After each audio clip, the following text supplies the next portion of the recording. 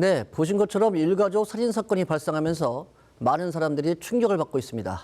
이와 관련해서 이승기 변호사와 함께 자세한 이야기 나눠보겠습니다. 어서 오십시오. 예, 안녕하십니까. 네, 반갑습니다. 자, 일단 지난 15일이죠. 이 경기도의 한 아파트에서 일가족 5명이 사망하는 사건이 발생했습니다. 예. 피의자가 알려지기로는 피의자가 남편이라고 하는데 사건 좀 경위 좀 알려주시죠. 예, 뭐 편의상 A씨라고 지칭을 하겠습니다. 네. 지난 15일 오전 9시 55분경에 그 A씨가 친 누나에게 문자 메시지를 보내는데 그 내용이 너무 좀 끔찍합니다. 네. 내용을 보면 이 가족들이 스스로 목숨을 좀 끊었다. 네, 네. 이런 내용이었습니다. 아마 이 누나도 정말 깜짝 놀라서 아마 바로 이제 119에 신고를 하는데요. 이 동생의 상태가 좀 이상하다라고 신고를 합니다. 그리고 신고를 받은 소방당국과 경찰이 현장에 출동을 해서 그러니까 A씨의 주거지로 출동해서 네, 네, 현관문을 강제로 개방을 했는데 여기서 80대 부부와 50대 아내 그리고 10대와 20대의 두 딸까지 총 5명이 숨진 채 발견이 됩니다. 좀 정리해 보면 그 지금 피의자로 지목된 그 남편이 친 누나에게 메시지를 보낸 거죠. 예, 그렇습니다. 우리 가족들이 스스로 목숨을 끊은 것 같다는 내용에 예. 그러니까 누나는 또 깜짝 놀라서 소방에다가 전화한 거고. 예. 알겠습니다. 현장에서 유서가 나왔다는데 어떤 내용이었죠? 예, 현장에서는 이제 가족들을 다 이제는 사망케 하고 나도 좀 그 뒤를 따르겠다. 네. 이런 취지로 약간 죽음을 의미하는 좀 극단적 내용이 좀 포함이 됐고요. 그리고 사업 실패를 또 비관하는 내용도 함께 있었습니다. 그러니까 유서이자 어떻게 보면 또 사실상 또 자신의 범행을 자백하는 내용이다라고도 볼 수 있습니다. 그러니까 이 유서 쓰는 사람도 지금 잡힌 그 50대 가장인 거죠? 예, 그렇습니다. 그런데 막상 그 사건 현장에서는 이 유서를 쓴 A씨는 그 현장에 또 없었습니다. 네네. 자, 좀 사건이 애매하긴 한데 현장에서 좀 타살 흔적이 근데 발견됐다고 예, 들었는데. 그렇습니다. 일단 피해자들의 목에서 이제는 졸린 흔적이 발견이 됐고요. 이걸 교살 흔적이라 그러는데 교살 흔적에다가 또 근처에서 또 수면제와 또 떠먹는 요구르트의 또 빈병까지 또 발견이 되면서 이 사건은 이제는 살인 사건으로 이제 전환이 됐고요. 네. 그리고 실제로 국가수에서 1차 부검, 그러니까 부검을 해서 이제 구두 의견이 나왔는데요. 목이 졸려 이제 사망했다. 이렇게 이제 구두 의견이 나온 상황입니다. 네. 지금 말씀하신 대로 살인의 정황이 보니까 목이 졸렸다. 예, 뚜렷한 거죠. 예. 그러니까 이제 스스로 목숨을 끊었다고 볼 수는 없겠네요. 예, 그렇습니다. 네. 자, 근데 이 A씨가 그 집 근처에서 발견된 게 아니고 의외의 장소에 좀 발견된 것 같아요. 예, 그렇습니다. A씨가요, 이 범행 직후 자동차로 한 4시간 거리인 한 200에서 한 300km 사이가 네. 걸리겠죠. 이 전라도 광주의 한 빌라로 도주를 하는데요. 이곳이요, A씨의 또 다른 거주지라고 합니다. 이유가 A씨가 이제는 부동산 관련 일을 네, 하는데 네, 네. 이 일 때문에 평일에는 지방에서 혼자 지내고 주말에만 용인 집에서 지내는 그러니까 주말 부부로 지냈다라고 합니다. 그래서 여기가 그런데 이렇게 익숙한 곳이 이제 A씨의 도주지가 된 거고요. 하지만 이제 경찰이 사건 직후에 CCTV 분석과 그리고 휴대폰 기지국 위치 추적을 통해 A씨의 소재를 파악했고 광주 경찰과의 이제 수사 공조를 통해 A씨를 급습해서 A씨를 바로 체포를 합니다. 네네. 그런데 당시 A씨가 또 그 수면제를 먹고 또 스스로 목숨을 끊는 그런 걸 또 시도한 상태이기 때문에 곧바로 또 병원에 이송돼서 치료를 받았고요. 다행히 뭐 생명의 지장이 없는 상태로 의식이 회복됐고 곧바로 경찰이 긴급 체포를 하면서 지금은 피의자 신분으로 전환이 돼서 수사가 이제 진행 중인 그런 사안입니다. 그 잡힌 A씨 혐의 인정했죠? 예, 뭐 경찰 수사 과정에서 A씨가 자신의 혐의 전부를 또 인정했다라고 합니다. 네. 자, 그러잖아. 이 참 굉장히 충격적인 사건이에요. 자기 예. 부모, 와이프, 자식까지 이제 예. 살해한 건데 이 범인 동기가 뭐라고 합니까? 일단 그 A씨가요 경찰 조사 과정에서 아파트 그 그러니까 부동산과 관련된 사업을 하던 중에 계약자들로부터 사기 분양으로 이제 고소를 당했고 이로 인해 엄청난 빚을 짓고 이제 또 민사소송까지 당하는 처지에 몰렸다라면서 이 가족들에게 채무를 떠안게 만들 수는 없었다라면서 범행 동기를 밝혔습니다. 실제로 광주경찰서에 A씨를 상대로 해서 이제 사기 혐의로 고소장이 접수된 상황이라고 하고요. 다만 이 부분은 또 A씨의 일방적 진술에 따른 거니까 좀 더 뭐 사건의 실체적 진실을 위해서는 수사기관에서 뭐 A씨의 채무 내역이나 아니면 뭐 형사고소 내용을 좀 더 확인해서 이 부분은 나중에 공소장에서 좀 확인이 될 걸로 보입니다. 이 A씨가 말하는 범인 동기는 자기가 사업을 하다가 사업이 실패했고 예. 거기서 많은 채무를 졌는데 그 채무를 가족들에게 전가시키고 싶지 않았다. 맞습니다. 예. 그러기엔 좀 사실 좀 납득이 안 되는데. 예, 뭐 말씀이 맞고요. 일단 가족들이 내 채무를 떠안을 거라는 이 전제 자체가 일단 잘못됐습니다. 네네. 그러니까 A 씨가 자신의 사업이 실패해서 뭐 빚을 진 거면은 이건 그냥 A 씨의 빚이지 가족들과는 이제 무관합니다. 만약에 A 씨에게 또 뭐 형사 고소가 돼서 이게 뭐 실제로 사기 혐의가 인정돼서 형사처벌을 받는다 그래도 네네. 그냥 A 씨가 형사처벌 받는 거고요. 그렇죠. 가족이 그 A 씨가 형사처벌 받았다 그래서 그 채무가 자동으로 또 가족들에게 가는 것도 아니라는 겁니다. 네. 그리고 A 씨가 나중이라도 빚을 남기고 사망했다라고 해도 가족들은 그냥 상속 포기를 하면 되지 그 빚이 가족들에게 전가되지도 않습니다. 그렇겠죠. 뭐 이거는 뭐 우리가 뭐 어려운 고차원적인 법률 지식이 아니라 뭐 인터넷만 검색해도 누구나 알 수 있는 단순한 상식이고요. 네네. 그럼에도 A 씨가 지금 본인 채무를 가족이 떠안을 것이 걱정돼서 이런 끔찍한 행동, 끔찍한 범죄를 저질렀다고 하는 거, 이 발상 자체가 사실 말이 안 되는 겁니다. 그 행위는 사실 문제를 해결할 수 있는 방법이 아니었던 것 같은데. 맞습니다. 예. 그러면 이승기 변호사는 이걸 범행 동기를 어떻게 생각하세요? 일단 우리가 기본적으로 내가 채무가 발생했다 그러면 가족들과 상의해서 어떻게 할지를 논의하는 뭐 결론을 내는 게 그게 원칙입니다. 근데 그런 과정이 좀 빠져 있어 보이는 게 결국에는 이 A 씨가 가족들과 상의하게 되면은 가족들이 그거는 우리한테 채무 넘어오지 않는다. 걱정 없다. 이런 답이 나올 겁니다. 그런데 지금 A 씨는요. 애당초 가족들을 살해하겠다는 결론을 정해 놓고 그 원인을 껴맞춘 걸로 보입니다. 내가 나의 채무가 가족들한테 전가되면 안 된다.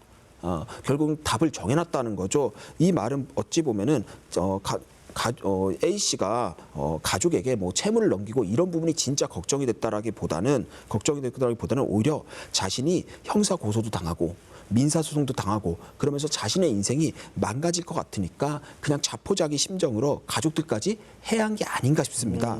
거기에 또 이런 자신의 치부들이 하나둘 가족들이나 외부에 알려지는 것도 걱정이 되고 그리고 가장인 내가 무너졌으니 가족도 마찬가지여야 된다라는 식의 어떻게 보면 이제 대단히 이기적인 생각으로 이런 행동을 하지 않았을까 싶습니다. 사실 지금 뭐 말씀하신 건 이승기 변호사 개인적인 의견일 수 있긴 맞습니다. 한데 예. 굉장히 좀 일리가 있을 수 있지 않을까 생각이 드네요. 예. 근데 좀 제가 의문이 드는 게 이 A 씨가 가족들을 살해하고 광주로 가면서 이 친누나한테 메시지 보냈어요. 예, 맞습니다. 가족들이 스스로 목숨을 끊었다는 취지의 메시지 보낸 건데 예. 이게 좀 이해가 되지 않아요? 예, 지금 상황은요, 이 A 씨가 피해자들, 그러니까 가족들에게 수면제를 먹이는데, 그러니까 미리 준비한 수면제를 떠먹는 요구르트 안에 넣어서 먹인 다음에 항거 불능 상태로 만듭니다. 그런데 이 당시의 상황을 보면요, 이 피해자 다섯 명이 한 곳에서 발견된 게 아니라 시신이 네 개의 방에서 뿔뿔이 흩어져서 발견이 됩니다. 네. 그 말은 아마 피해자들이 요구르트를 먹고 잠이 좀 오니까 각자 방에 가서 아마 눈을 붙인 게 아닌가 싶습니다. 그런데 이런 피해자들을 한 명 한 명 살해한 후 그대로 현장을 이탈한 겁니다. 어찌 보면 이거는 일방적인 살인 범죄인 거죠. 그런데 여기서 A 씨도 물론 극단적인 어떻게 보면 스스로 목숨을 끊으려고 시도하다가 실패하긴 했지만 그렇다고 해서 이 살인이 다른 범죄로 이게 둔갑되는 게 또 아닙니다. 그럼에도 A 씨가 가족들이 스스로 목숨을 끊었다 이런 표현을 쓴 거는 마치 A 씨가 피해자들이 스스로 목숨을 끊으려고 다 함께 동의를 했고 이에 A 씨가 그냥 이를 도와준 거.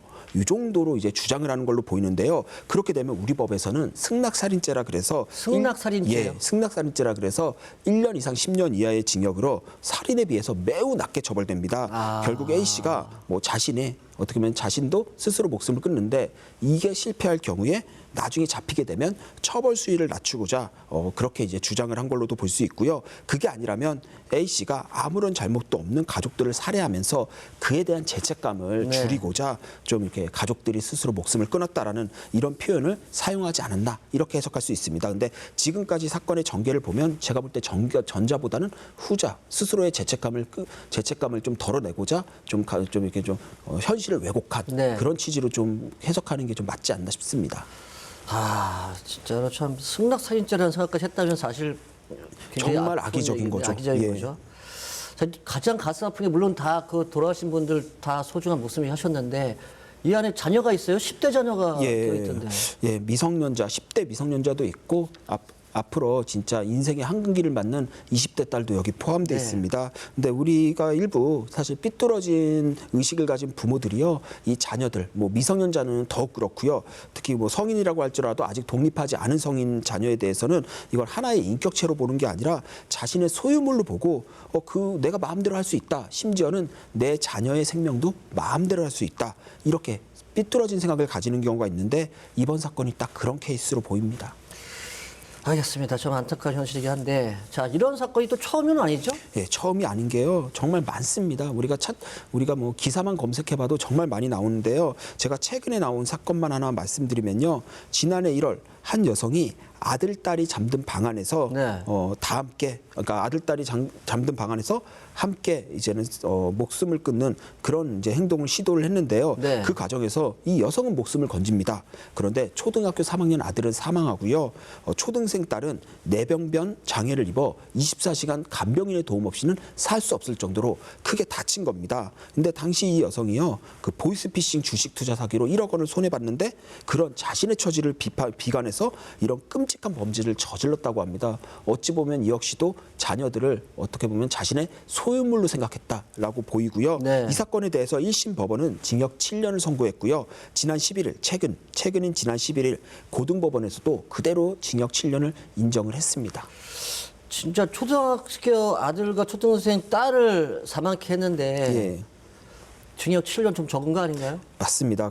일단 해당 여성이 스스로 목숨을 끊으려는 이 시도를 했다라는 점, 그리고 실제로 투자 사기로 피해를 본 점, 그래서 경제적으로 어려운 점이 반영된 걸로 보이는데요. 아무리 그렇다고 해도 죄 없는 어린아이들을 사망케 하거나 다치게 한 거는 어떤 이유로도 사실 용서되지 않습니다. 그럼에도 법원이 7년이라는 좀 경한 형량을 내린 것은 우리 일반 국민들의 법감정에 네. 크게 어긋난다고 보이고요. 따라서 이 부분에 대해서는 우리가 보통 직계 존속 살인에 대해서는 가중 처벌합니다. 아, 네, 근데 네, 직계 비속에 대해서는 그런 규정이 없는데 좀 우리도 좀 입법을 통해 직계 비속에 대한 이런 살인 범죄에 대해서는 좀 가중 처벌하는 규정을 좀 도입할 필요도 있어 보입니다. 지금 말씀하신 직계 비속이라면 자녀들을 예, 말씀하시는 거죠? 자녀들입니다. 예.